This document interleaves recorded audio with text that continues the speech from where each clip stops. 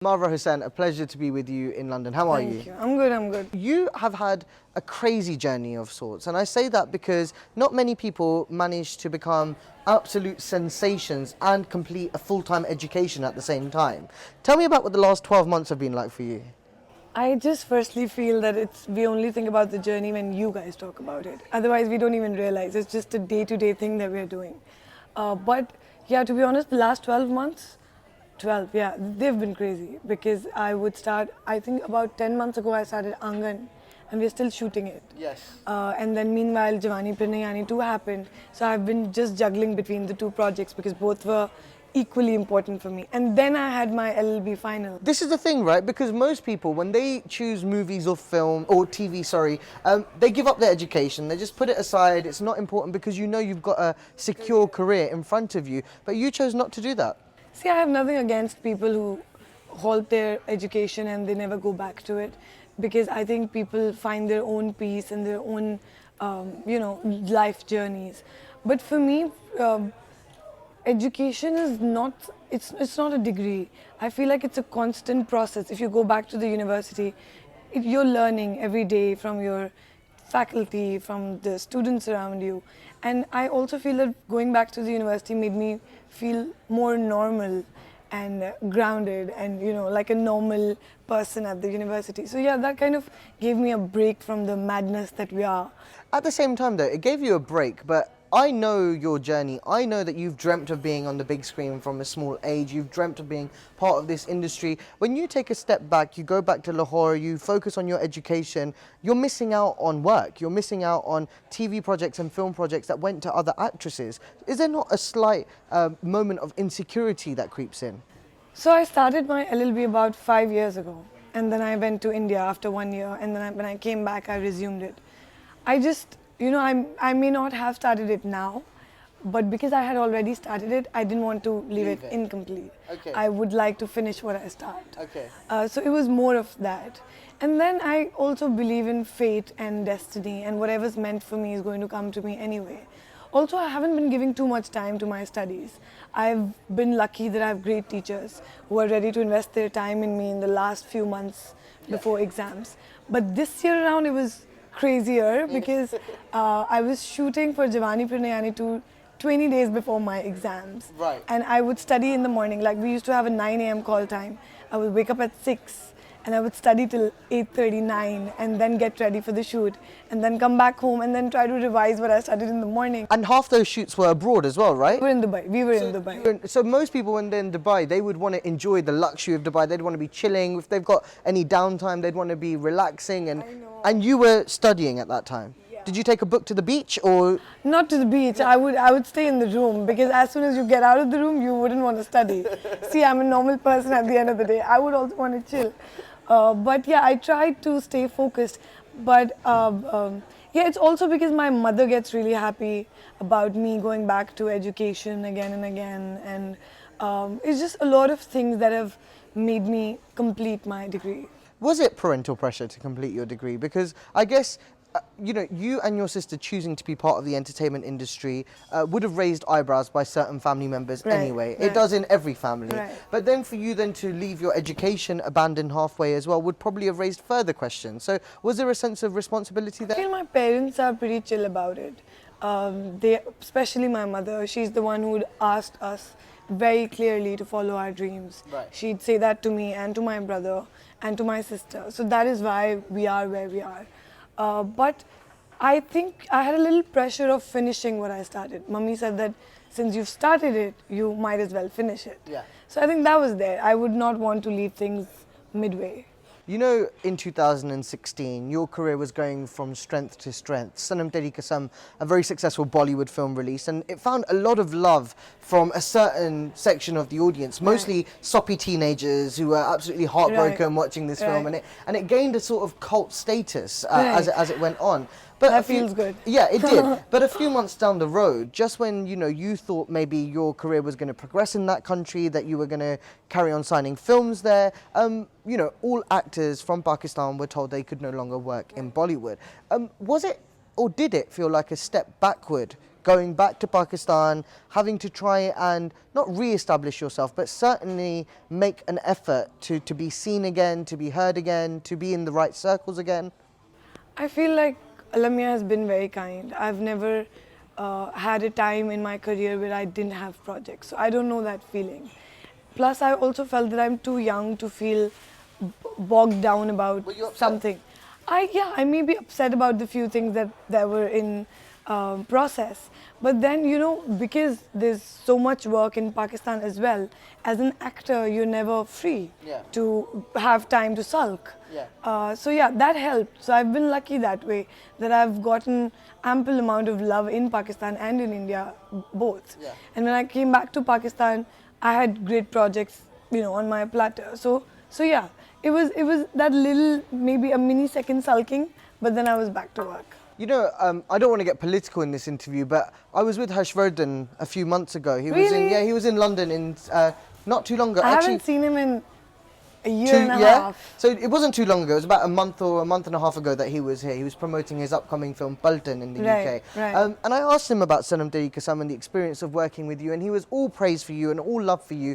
And when I said, would you like to work with Mawra in the future? He had to take a step back and he had to really think about his answer, because there's obviously political pressure involved as I well. agree. Did you feel like people's attitudes towards you changed after the kind of... I think that's the same for everybody. Even I was a bit careful of, after this one certain tweet that I made a few years ago. I wouldn't even want to mention what that was, but you realize the importance of your words. You do realize that whatever you say can make headlines. Yeah. You're just carefree before that, and once you realize it, you're really careful on what you say. Of course. So yeah, I don't blame him. Okay. I think I really love him, and we had a great time on Sanam, and it was our first film, both of us, and we had a great time. When you did go back to Pakistan, you had producers knocking on your door to sign you up, and Sami was the project that you chose to Yes. really make your comeback with in Pakistani entertainment. It was a drama that was driven by a social issue. It was a great team behind it as well. Did you feel, or do you feel like Pakistani writers are writing material that's progressive, that's headed in the right direction, that is not the kind of regressive stereotypes that we think of when we think of Pakistan? I think in our drama industry, I always say this, but our drama industry is much bigger than our film industry still. And I feel that we have that option and we have that freedom to choose scripts. And same goes for the writers and for the makers. And they have that opportunity to make whatever they want to make. Like I had the opportunity to choose Sami after a few months of contemplating which project to do. So yeah, I think that it's because of the way our drama industry is flourishing that we have that liberty to do that, and I think that's great. At the same time though, having worked in Bollywood and now having worked in a Pakistani movie, what are the main differences in the way films are made? And many people actually go to Pakistan, go to India, like Fawad or Myra, and they say, oh, the love is the same, people are the same. But technically though, what are the technical differences in filmmaking when it comes to budget, when it comes to the kind of things that you have at your kind of disposal? I mean, I read an interview with Fahad a few weeks ago where he said, people who go to Bollywood need to stop demanding vanity vans when they come back to Pakistan, for example, because he's like, we just can't afford them as producers. We don't have that money lying around to spend on vanity vans. But what sort of luxury and what sort of technical things did you have in Bollywood that Pakistan still needs to catch up with? Firstly, I'd agree with Fawad and Myra. We have more similarities than differences. The love's the same, the language is the same, the way we work, the work ethic is the same. But of course, the scale is really different. Like, it's really different. And, I did not do the biggest of the film there, but even then, the scale of that film and then this one, that is the biggest film being produced in Pakistan, is very different. But then I feel that it's been a very old industry. It's a huge industry, Bollywood, and they've come a long way. It's all because they've worked very hard. They've been very consistent. It's not like they did it overnight. They've been working from 1940s. So you can't compare the two. And in my heart and head, I know that I'm not going to compare the two. When I came back, Sami was my first project, and I flew down to Sakkar airport, and then we had to drive to Rahim Yar Khan. And I was just trying to absorb it all, that, oh, this is how we're going to work. I had a crew of, 150 people on Sanam Teri Kasam, with 15 being just on me. And then you come back to Sami, where like there's a total of, 30 people. And you're like, okay, this is okay because I've been here. I've done a few projects here. I know this. And then just slowly you get in the flow. So it's not such a big deal. I also think that the luxuries that we get in the industry are anyway, I don't think we've done anything to deserve them. I think it's a privileged job being an actor, and I'm very, very grateful for it. So if someday I don't have it, I don't whine about it. But if I have it, I'd love it. I think that's a very sorted attitude towards stardom as well. It's very interesting that you say that, because at the same time, you are a social media sensation. You've managed to build a brand for yourself in Pakistan through your social media profiles, and you've become somebody who people follow religiously on a daily basis. People wake up in the morning, they check your Insta stories, they check your Instagram posts. Why was it important for you to build that social media brand? It was never important for me. I keep saying that because people come and ask, my co-actors come and ask me, so what do you do about your Instagram and Twitter, and how do you have these followers? And I'm like, listen, I never planned it. So if you enjoy it, do it. If you don't enjoy it, leave it. Right. Because I started using Instagram when nobody had heard of it. I just enjoyed sharing my pictures. Yeah. Also, I enjoyed sharing my life with people. To become a Sunsil girl at 20 and to become a Lux girl at 24 is huge. I'm very, very grateful for this life. And I like sharing it with the people who've made me reach this point. If it wasn't for the audience, I wouldn't be anywhere. But now people get upset if you don't put something on your Insta story. I know, there's a pressure. Yeah. There's a pressure now. Some days when I don't post, people think I'm unwell. Oh, really? And then I have to go put an Insta story. No, guys, I'm okay, just busy shooting. Yeah, but I try to keep it very organic. I post when I want to post. I share what I feel like sharing. I don't tire myself. Because people can take advantage of that as well. Certainly brands or film producers or TV producers, they can take advantage of you having such a big audience on social I think it's media. a cherry on top. Right. I think it's a part of my career. It's a part of who I am. It's like saying that, oh, I'm an actor, and people might just take advantage of that, So it's something. It's just an add-on, and I'm happy about it. How important is positioning and branding in Pakistani entertainment right now? You have branded yourself as the girl next door who's stylish, who's cool, who's young, who's with it in terms of trends and what's happening in the country. That has helped you. That has probably helped you get a film like Jawani Phir Nahi Ani too as well. It has. So how important is... Honestly, I never thought I'd get a character like Zoe in this life.